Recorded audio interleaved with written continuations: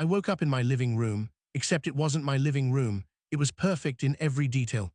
The couch, the television, the coffee table with the ring stain from my mug, but the walls were glass. And beyond the glass, things were watching me. I was in a zoo, and I was the exhibit. It took me 7 months to get out, not because it was hard to escape, but because I wasn't leaving alone. The Veilshi are collectors. They travel the galaxy cataloging species the way a butterfly enthusiast pins specimens to a board, except their specimens are alive. They build perfect habitats.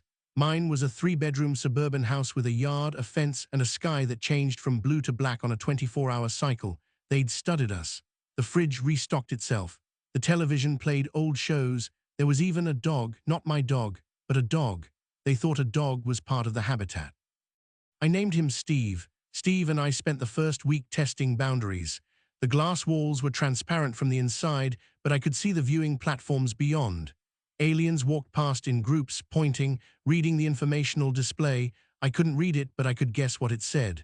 Homo sapiens, habitat, suburban Earth, diet, omnivore, temperament, docile. Week 2, they introduced a companion, a woman named Sarah. She'd been taken from a colony ship 6 months before me. She was calm, too calm. I asked her if she'd tried to escape. She looked at me like I'd asked if she'd tried to fly. Everyone tries at first, she said. Then you realize the glass doesn't break. The locks don't pick. The food comes whether you want it or not. And after a while, it's not that bad. The bed is comfortable. Nobody asks anything of you. She'd given up. I understood that.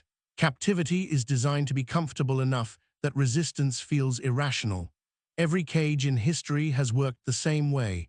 Make the prisoner comfortable, and eventually they stop being a prisoner and start being a resident. But humans have a word for a comfortable cage. We call it a cage.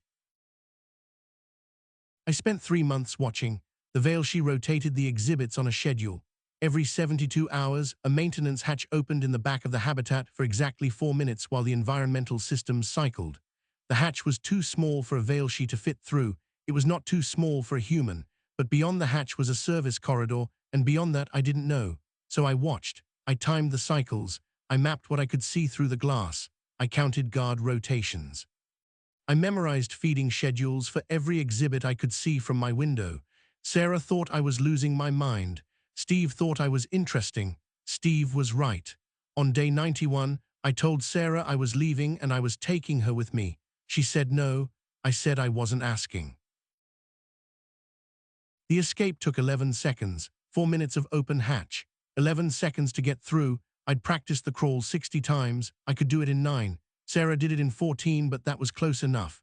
Steve went first because Steve was fearless, and also because Steve didn't understand what was happening.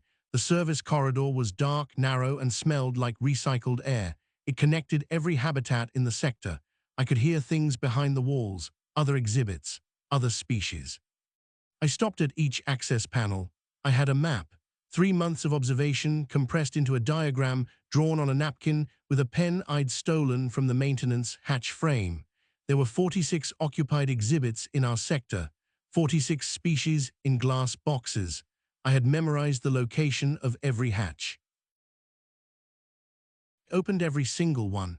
46 hatches, 46 species. Some of them didn't understand. Some of them were afraid. Some of them had been there so long they didn't remember what freedom was. I didn't have time to explain. I just opened the hatch and moved to the next one. Sarah was behind me, helping the confused ones into the corridor.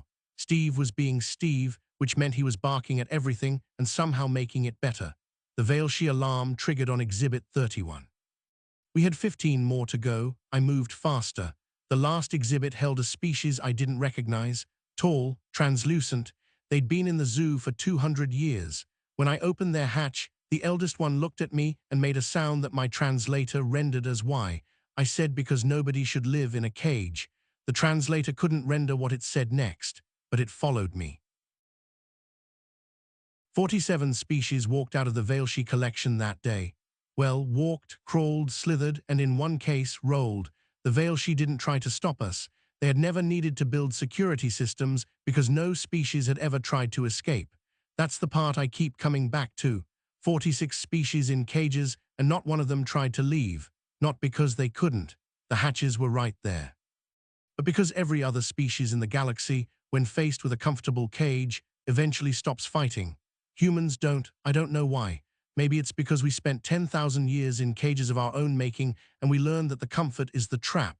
Maybe it's something older, something in the DNA that says no, just no. You can feed me and house me and give me a dog and a television and a fake sky. But I will take it all apart to get out because I am a human being and I do not live in a box. Steve agrees. Steve is a good dog.